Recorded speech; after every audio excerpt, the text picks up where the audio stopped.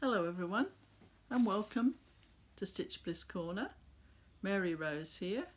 Hello to my subscribers. Hello if you're here for the first time. Welcome. And I hope everyone had a wonderful Mother's Day and that you got everything, you were indulged by people and they looked after you for at least one day. I'd like to start out with a shout out to Pyrex Stitches. I've got some notes here. There was a stitching retreat here in Australia recently for Mirabilia, and Nora Corbett attended. Claire from Pyrex Stitches interviewed Nora and she did a great job. So if you haven't seen that interview yet, have a look at it because it's well worth a look. And I think you did a sterling job, Claire. So well done. Then also Cindy from Cindy's Cross Stitch. She, not the latest video she's put out, not 10, but number 9. She showed a button sculpture that she's done. And Cindy's very interested in buttons. And she asked me if I would have a look at buttons, which that's what I've done. And I found out a lot that I didn't know before. So thank you very much, Cindy. I can see why people develop a fascination for buttons after what I've found out. I mean, there are things about George Washington and Andrew Jackson and all sorts of things. And also, Cindy, on her latest video, shows some work that she got from a thrift store, cross-stitch work, and how she was affected by those works and wanted to bring them home and put them in her home. And I think stitches, there's something about stitching that transcends so much, and we like to celebrate someone else's stitching as well as our own. McKenna is a great saver of stitching from thrift shops, and where you sort of think it's sad that they've ended up in a thrift shop, if it comes into your hands, then it's not a sad story anymore. It's a happy story because you have found a place for it in your home. So it goes on.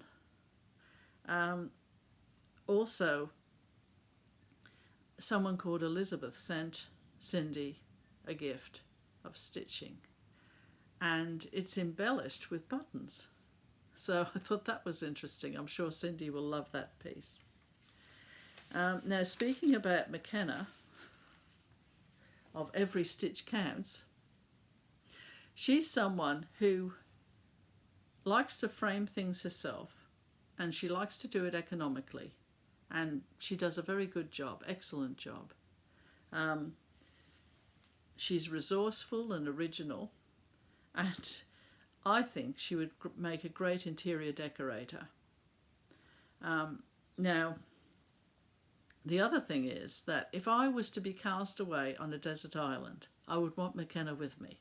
Because if anybody could survive with next to nothing and make the most of it, McKenna would have to fit the bill. She's amazing. Now, following her example, I have framed my blingy Henry for the grand total of $9. So I hope you're proud of me, McKenna. I'll show him to you shortly. Now, the last thing I was going to mention is that Kathy mentioned to me in a comment that she couldn't hear me on her computer. And I think that's a common problem for people watching Flosstube on computers. And my only suggestion would be, because I record on my iPad at full volume, is that you watch Flosstube on an iPad if you can, because the volume is much better, Or if you have internet on your TV, watch Flosstube on there, because I've had no problem whatsoever watching Flosstube on the iPad or the TV. But on my own computer, I can't hear myself properly. Some of them I can. I don't know what some Flosstubers do, why the volume on theirs comes through on my computer better, but not many do. I usually have to watch on my iPad, so that's just for general information. Right, so I'll get on to my Henry that I got from New Stitches issue 6. There he is in all his glory. And, well, actually that isn't in all his glory. I think he needed the sparkly. That's why I put it on there. So here is my sparkly Henry.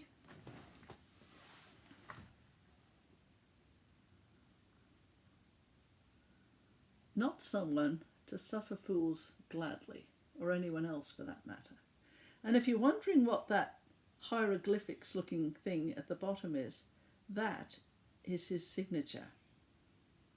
And I did that using couching. Now, I'll just show you his signature here. There it is. And there's mine.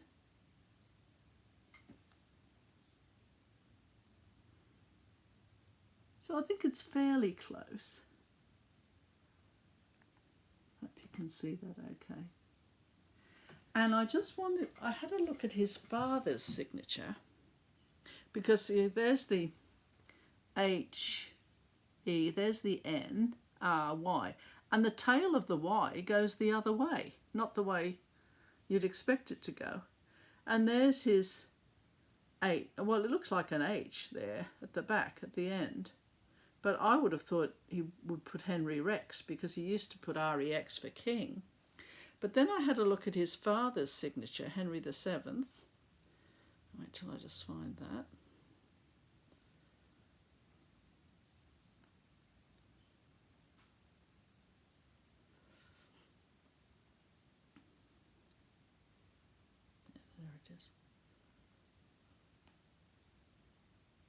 And if you look at Henry, his father, Henry the 7th's signature,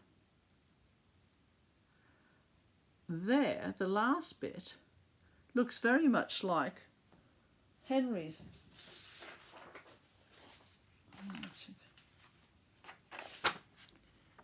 Henry's signature, the last bit. So it's almost like, sorry, it's going a bit skew-whiff there. It's almost like that's the surname.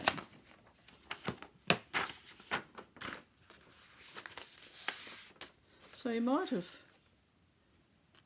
copied that from his father, because there's the H, the loopy H part there, and there's the loopy bit on Henry's. So it's just something that I noticed. So. Oh, and I thought you might like also to just see Elizabeth's fabulous signature. Henry's daughter. I mean, that really is something, isn't it? And I think I could do that with couching. In fact, I might have a go at it. Right, so that's that one. Henry can go down here somewhere for a little while.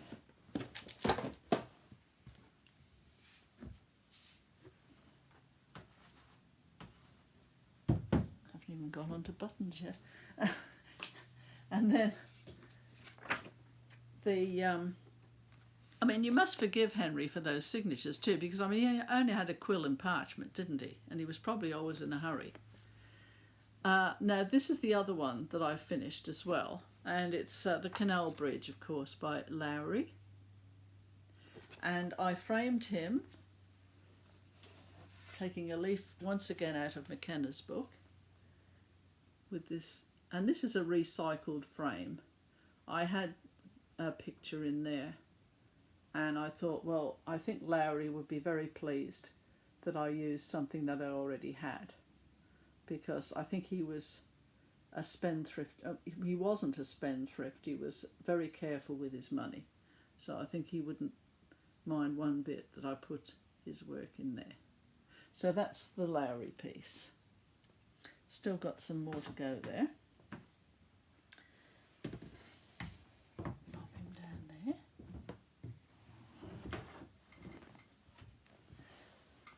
And now we can get on to buttons. Just bear with me a moment.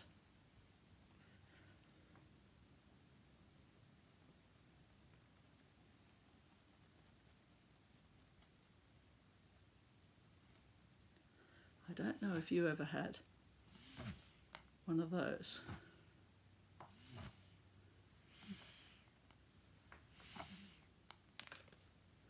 But that's a button.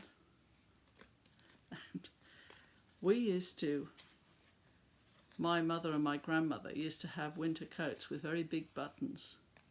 And you could, you know, we used to put string through, because there was a spare button usually on the inside of the coat somewhere.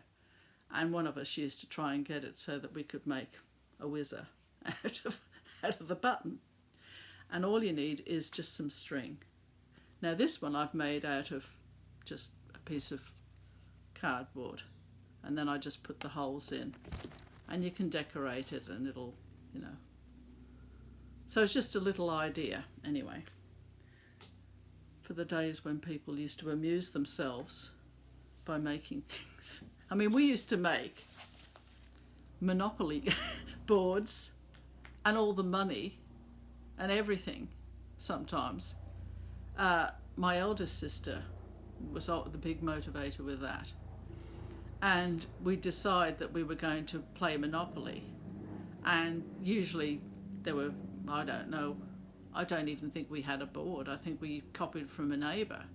You know, you put all the, make the board, and by the time we'd made it all, it was the end of the weekend and we had to all go back to school. But it was fun doing it. Right, now then, let's get on to these buttons I've been threatening you with. Now, the history of buttons, they've been made with stone, pottery, jadestone, gold, and they were originally decoration. And kings had buttons of gold and glass. And of course, as we all know, if you've seen any of my previous videos, Francis I, Henry's great rival, and apparently they hated each other, he had thousands of buttons. And when he met Henry, he was festooned with these buttons. Now, they were sewn on to his clothes, and they weren't used as buttons the way we do, where you button something up. They were decoration. And it says here, according to Wikipedia, that buttons used as ornaments and seals rather than fasteners have been discovered in the Indus Valley Civilization 2800 to 2600 BC, Bronze Age sites in China as well, and buttons made of seashell for ornament purposes. There were buttons with 2 holes that could be attached to the clothing with thread, but they were not functioning buttons, decorative only. Functional buttons with buttonholes for fastening or closing clothes appeared first in Germany in the 13th century. So someone discovered the buttonhole. And also later in the war, I'm saying it now in case I forget, they had cloth-covered buttons, and inside there would be little messages, secret messages and things inside the buttons. So I thought that was interesting. And buttons were made,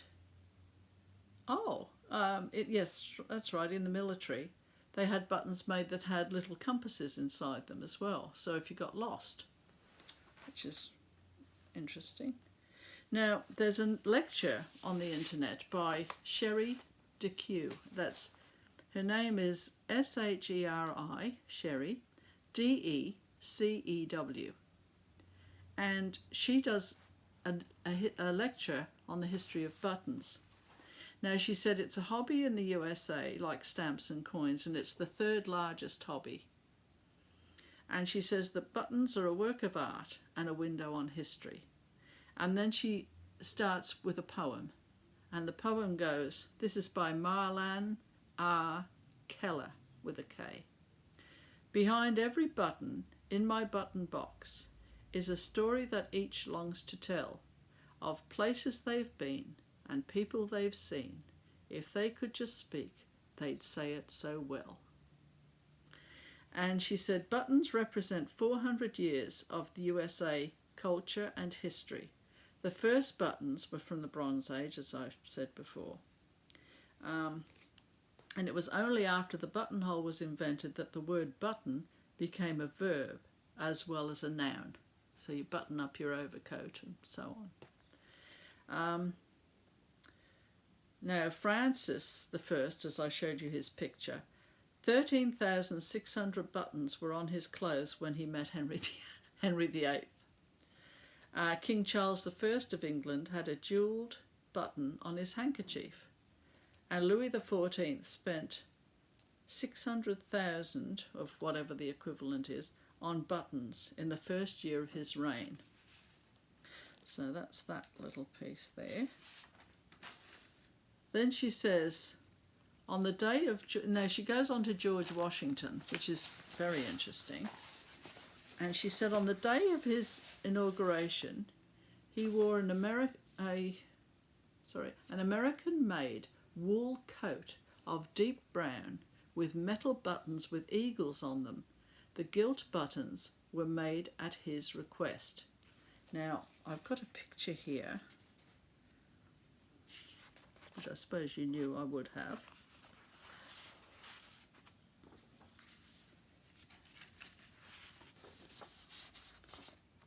And I think that was one of the buttons.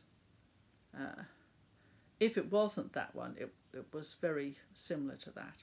And of course they were shank buttons. They had the actual fastening like a loop on the back.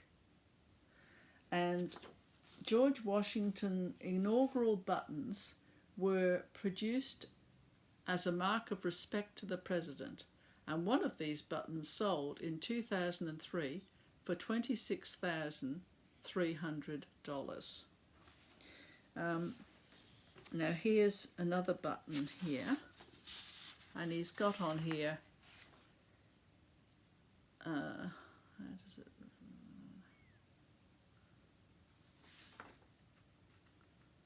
March the 4th, 1789, memorable. So he was building up respect for the presidency, by the looks of it, by using buttons.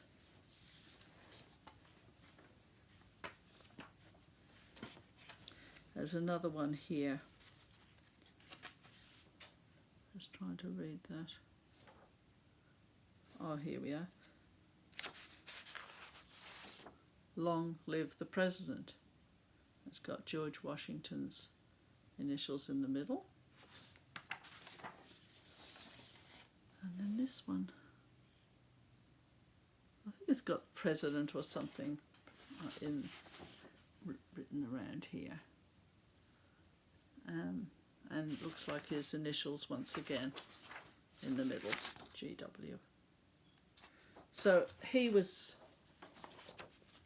not unlike Henry VII, really, insofar as he used the button in the same way as Henry VII used the button, used the Tudor rose. Well, George has used the button, so that's interesting. Right, so George Washington was also famous for the covered button. There is a story that there were secret messages in cloth-covered buttons which were delivered to Washington during the Revolutionary War. So, in the 1830s, women began to use buttons to fasten their clothes. Then it says Andrew Jackson, who was another president of the United States. I think they said something about Andrew Jackson's kitchen cabinet or something. I think he used to talk to his political allies in his kitchen. But that could just be a rumour. Don't quote me on that one. Now, he was the first president to have campaign buttons. But they were real buttons, not the pin in the back ones. Gilt buttons were first made in Birmingham in 1797. They were elegant and they shone and they were cheaper. Now it says here that Andrew Jackson is supposed to have survived a duel when a large silver button was stitched into his jacket directly over his heart. He had broken bones, but he survived.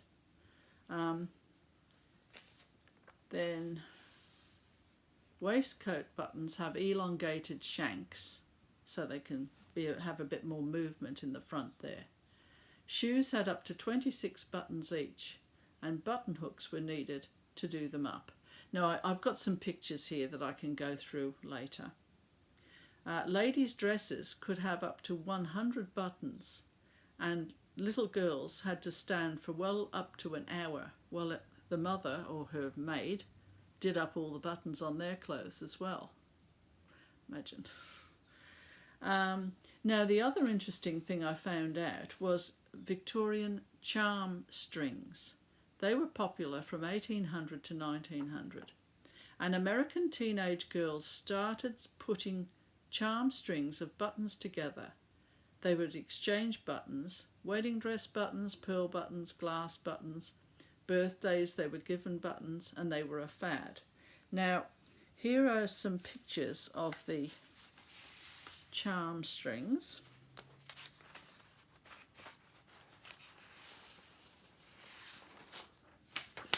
Here.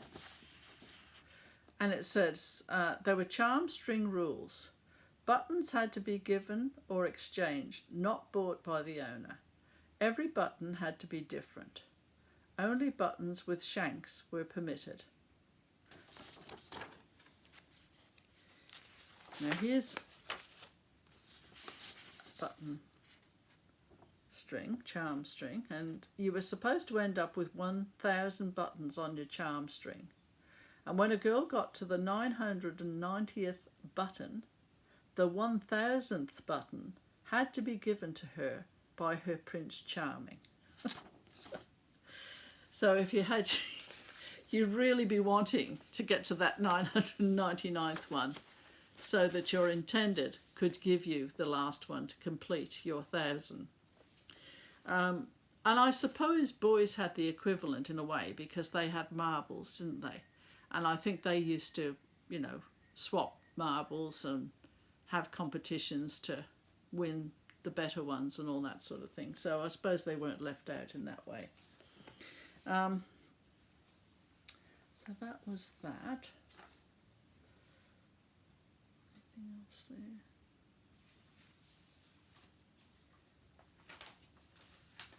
Oh, now the Ting button. Now that's an interesting one. It's got to get... What happened was... Sorry with all this rustling here. Ting buttons. Now I'll show you what they are. They're Ting buttons. And Ting buttons, the only buttons named after an actual person. John Ting was a long-time senator from New York. During the Great Depression, he attempted to revive the Victorian-era custom whereby young women of marriageable age created button charm strings. He offered $50 to the first such woman to produce a completed charm string. The New York Times, in reporting this offer, inadvertently omitted the critical word first. Senator Ting honoured the offer despite the error. In so doing, he accidentally acquired an interesting button collection representing a snapshot of button boxes across the country. Upon his retirement, he donated it to the Connecticut Historical Society. As a local button club organised the collection, they came upon an unusual number of these small, previously unappreciated glass buttons that now bear his name. Each button is composed of 3 pieces of coloured glass, separated by a layer of foil. And that information is provided by Lucy Carriero. I'll just spell it out. Carriero, Traverse, Traverse. And she provided that information. And that, I think that's the Californian. Or anyway, I'll have it all at the bottom in the box, all the information on everything. So those are interesting buttons, aren't they? So that was Mr. Ting and his mark on button history.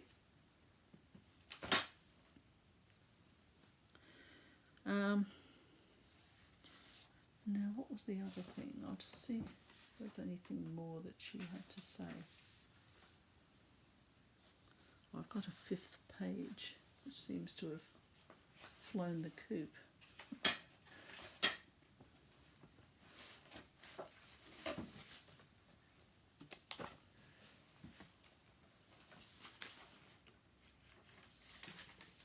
Okay, anyway, I think it just goes on to what I'm going to talk about, so that's okay.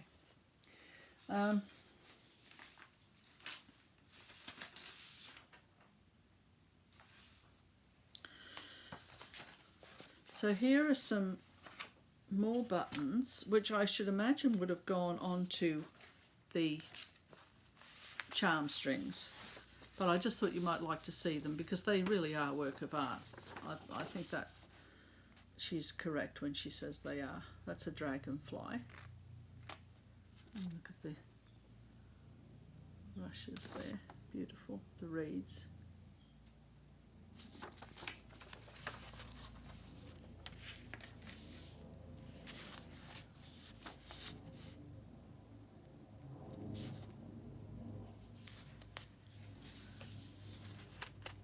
These look as though they're enamelled.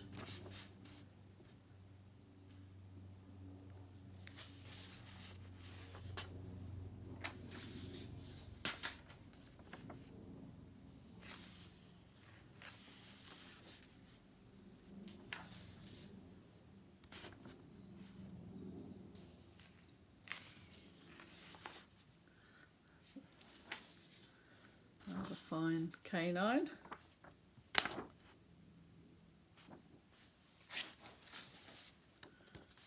And another one.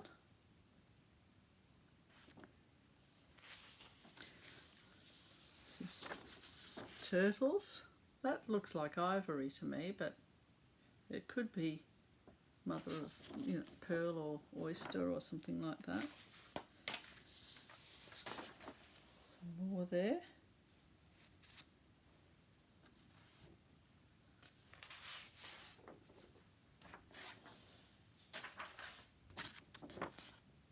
And these were all from the Californian State Button Society, and they have that's their symbol there. Right. So, as you can see, some of those charm strings must have been very pretty, some of the buttons on there. Now, there are a few more things to go.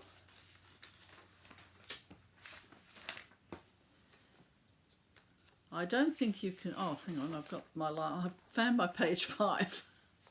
Calico buttons.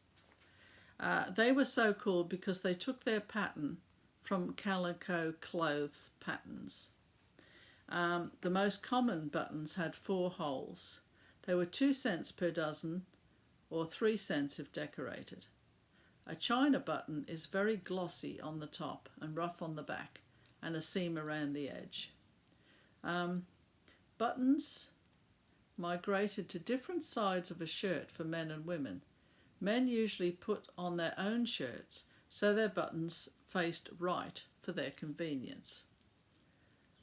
women with ladies' maids wore their buttons on the left to make it easier for the maids to manoeuvre while facing them. That was from A Simple, Humble, Surprisingly Sexy Button, A Visual History by Jude Stewart. And I shall show you a picture of calico buttons in a minute. And you can't really talk about buttons in America without mentioning John Frederick Bopel. He came from Germany, and he founded the button industry in Muscatine, Iowa. It became the pearl button capital of the world at one time. Blank circles would be cut out of bone, wood and animal horn, and the blanks would be cut into buttons, shoe buckles and stick pins and hat pins and things like that. And John received some freshwater mussels that were sent to him from a man in the United States. These mussels were from a river 200 miles southwest of Chicago. Bopel found that the shells were as good as ocean shells in quality, and he moved to the USA after his wife died and the tariff went up on buttons in Germany. He found the Muscatine mussels ideal for his buttons from the Mississippi River. And I've got some, as I say, I'll show you some pictures soon. And then I have just a few bits and pieces here about the Pearly Kings and Queens. They were an organisation, they're a charitable organisation in England, and they were based on a working class culture. Now, it's associated with Henry Croft, an orphan street sweeper who collected money for charity. And when he was sweeping the streets, any buttons that he found, he would sew onto his cap to start with, because he wanted to draw attention to himself, because he wanted to raise money for the orphanage that he came from, and then for charity in general. And then when his hat filled up with buttons, he started putting them on his clothes, which would call even more attention to himself. They were pearly buttons. Croft adapted this to create a pearly button suit, because apparently a lot of the traders on the stalls there used to just have buttons down the seam of their trousers. And when Croft saw that, he developed it further to fill his whole outfit with buttons. He raised money throughout his lifetime. He died in 1930, aged 68 years. A memorial to him reads, "In memory of Henry Croft, who died January 1st, 1930, aged 68 years, the original Pearly King." And because Henry was an orphan and had no one to help him with his suit, he had to learn how to sew.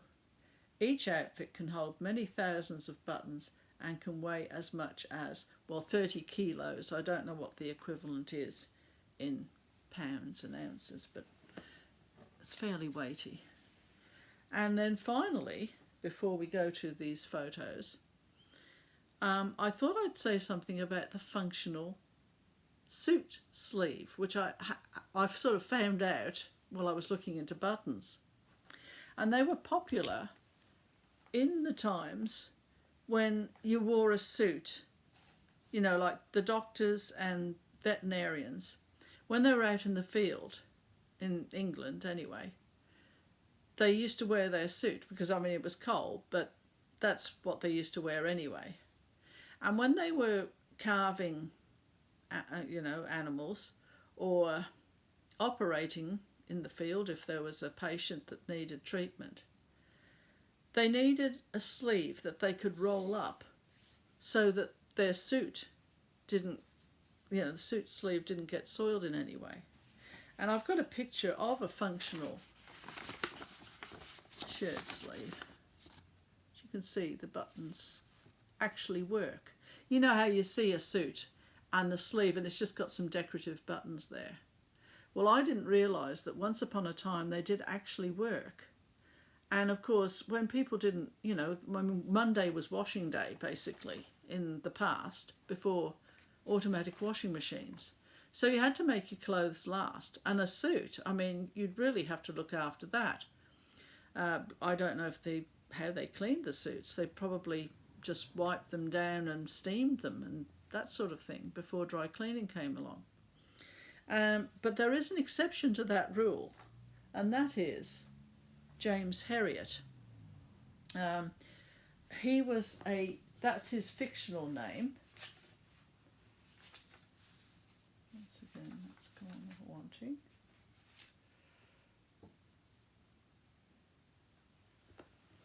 Sure I wrote that down. But anyway, that wasn't his real name. And that was his fictional writing name, but he was a vet if you Googled James Herriot, his real name would come up anyway. I think it was, I won't guess. But anyway, he used to be a vet in the Yorkshire Dales. He actually trained in Scotland. And when he was carving, a cow or a horse or whatever it may be, he used to actually strip down to the waist. And this was when it was snowing outside, but that's what he used to do. He didn't keep his suit on. So there were exceptions. But if you weren't prepared to strip down to the waist, you would need your functional sleeves for your suit. That's what I'm trying to say, eventually. Rightio. Right, now here are some photos that I've been threatening you with for some time. That is a pearly king and queen there. Okay. And, oops.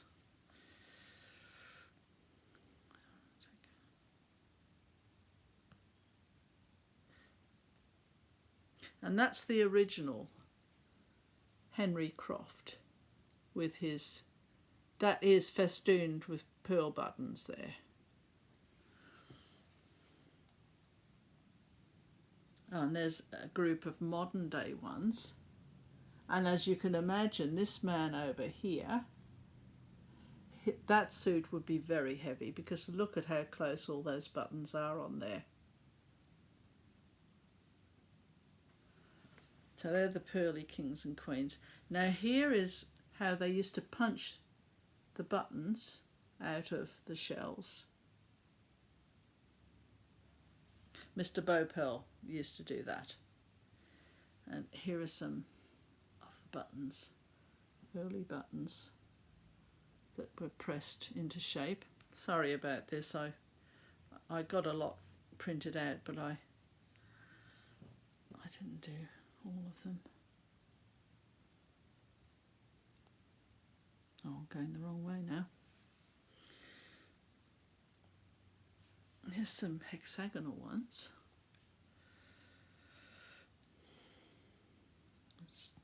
I'll have a look and just see from here because it's hopeless trying to do them with you watching. That just goes haywire.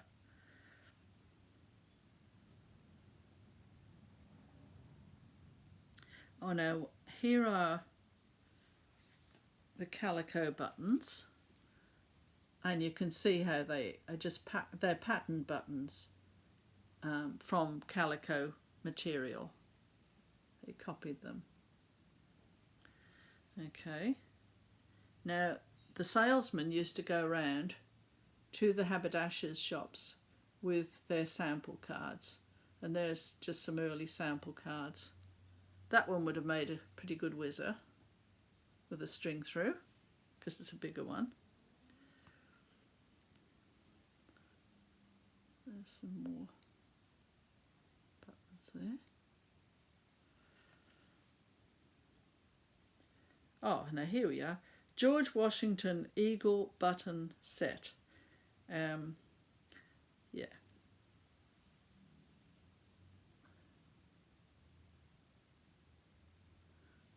Very canny man by the sounds of it. Here are the Andrew Jackson political buttons, or some of them. And there's the shank on the back. And James Buchanan Van Buren they also had buttons.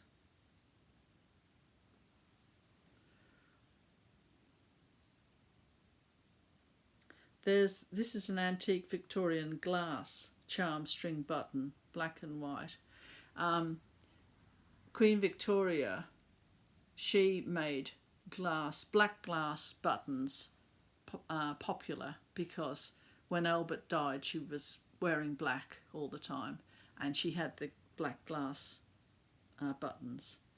Now an antique high button shoe, ladies, women's Victorian boots, and you can see there the long shanked buttons down the boot and the buttonholes, and you had to use a hook to pull the button through the holes. And there's another set of Victorian shoes, and there's a hook that you used to pull the button through with.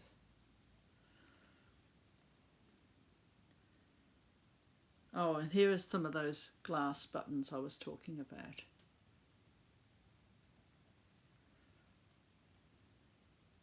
There's another one. Really quite ornate, aren't they?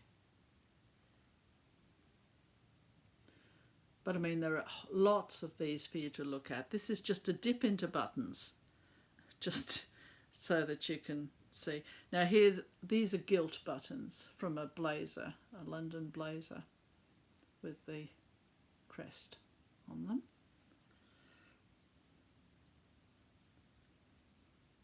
A Confederate button, North Carolina, sunburst.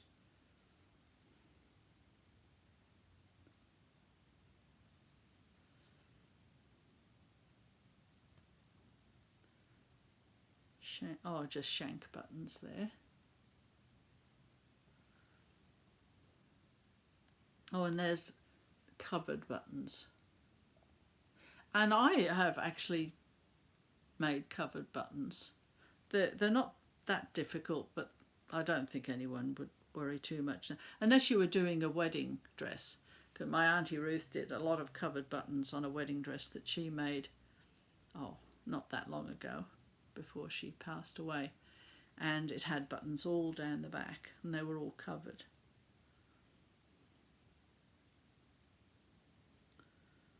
Let's see if there's anything else there.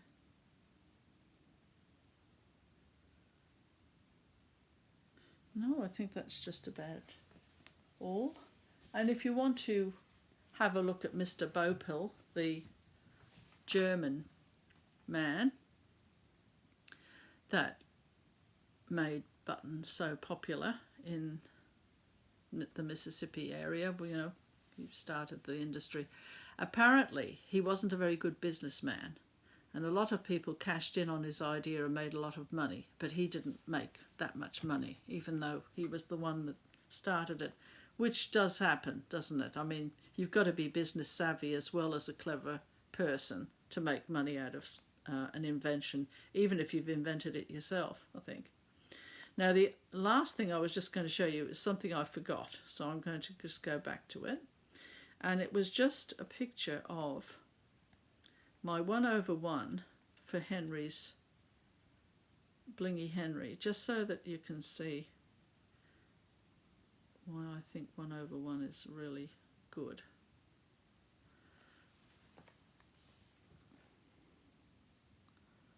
I think, see now, it's very dark, his eyebrows and down his nose and everything.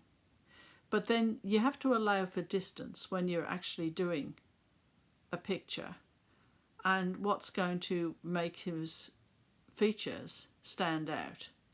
So I did it darker so that you could see him better from where you're standing.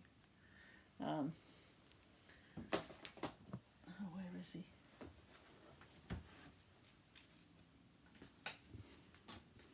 See, you can sort of see his nose better. It doesn't sort of disappear into the ether sort of thing.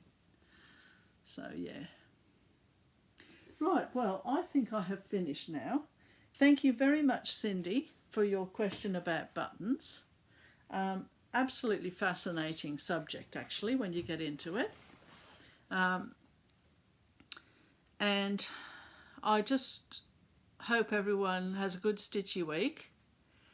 I'm working on presenting some information about black work soon. And so until I see you next time, all the best, and may fortune follow you. Bye for now.